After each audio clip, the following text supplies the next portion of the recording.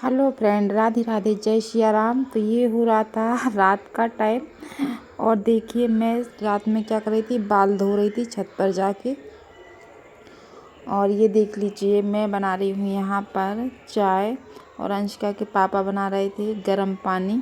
तो मेरी चाय अलग से चढ़ा दी थी मैंने। और चाय चढ़ाने के बाद मैंने इनको पानी रख दिया था गर्म करने के लिए। तो ये पानी भी गर्म हो गया है और चाय भी बन गई थी। अब मैंने अथर्व का दूध गर्म हो गया था, तो बस अथर्व का दूध मैं चला रही हूँ। और देख लीजिए गर्म काफ़ी था, इसलिए मैं अच्छे से चला रही हूँ। मैंने कहा वो ज़रा सा भी गर्म रहता ना तो बिल्कुल नहीं खाता पीता बच्चा, इसलिए। तो देखो मेरा दूध बन गया है इधर अथर्व के लिए। और अंशिका स्कूल जा चुकी थी इस टाइम पे। सुबह सुबह से अथर्व को दूध चाहिए। अथर्व को दूध तो दिन में 2-3 बार देना पड़ता है।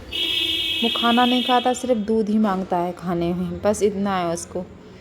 तो मैं अथर्व आ गया था यहाँ पे लेने के लिए, तो मैंने दे दिया है अथर्व के लिए। और देखो यहाँ पे उनको नींद आ रही थी, तो हम उनको सुलाने की कोशिश कर रहे थे कि सो जाएं भाई साहब, पर सो नहीं रहे थे, बहुत परेशान कर रहे थे। और बाहर काम वाले भैया लोग काम कर रहे हैं। तो बस ये जो इन लोगों को मुझे भी चाय बना के दे दी थी, अब दोबारा से फिर बना के देनी है। तो मैं देख रही थी बहुत तेज़ धूल हो रही है, बहुत तेज़ धूल। तो मैं कहता था गेट बंद कर दें, तब कह रहा है हाँ।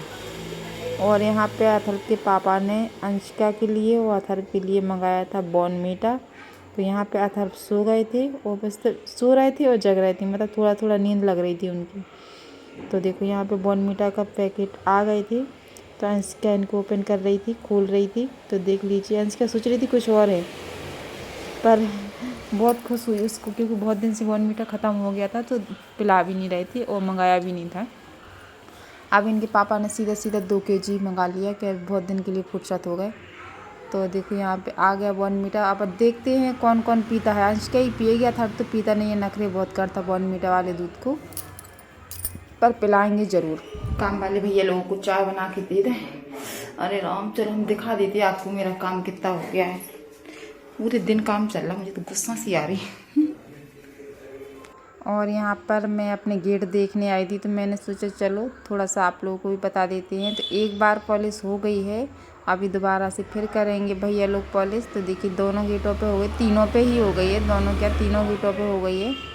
तो बहुत अच्छी लगने लगी गेट, और इतने मतलब फिनिशिंग बहुत अच्छी है इनकी। पुताई का काम बहुत अच्छा करा भैया ने, बिल्कुल भी मतलब दिक्कत नहीं हुई और बहुत अच्छा काम किया। अब कल पूरा फाइनल कह रहे थे, कल कर देंगे फाइनल, देखते हैं कर पाते कि नहीं कर पाते। और यहाँ पे भैया लोग चाय पी रहे हैं, देखा आपने, मैंने बना के दे दी थी, तो बैठ के आराम से चाय पी रहे दोनों भैया लोग। तो सुबह से आए हुए हैं थोड़ा काम से, तो मैं पन्नी ले लूँ। पन्नी तो मैंने ली नहीं और मैं निकलने लगी। तो अथर्व के पापा आगे निकल गए, हम पीछे पीछे जा रहे हैं। ओ भगवान, यहाँ पे पति देव बोल रहे थे हम अभी हाल आ रहे हो, अथर्व के पापा खड़े हैं। मैंने कही देखो इधर छोड़ के चली गए हम लोगों के लिए, बच्चे को भी ले गए, मुझे अकेला छोड़ गए। रात का टाइम था तो मुझे बहुत डर लग रहा था सच में यहाँ पे। और देखो यहाँ पे अथर्व के पापा, लाइट जल रही थी, बस ये अंधेरा था हल्का हल्का सा, पर लाइट जल रही थी तो ऐसा लगता है जैसे सुबह हो। तो बाहर पूरी लाइटें जल रही थी। तो यहाँ पे केले वाले भैया निकले ना, तो ये केले लेने लगे।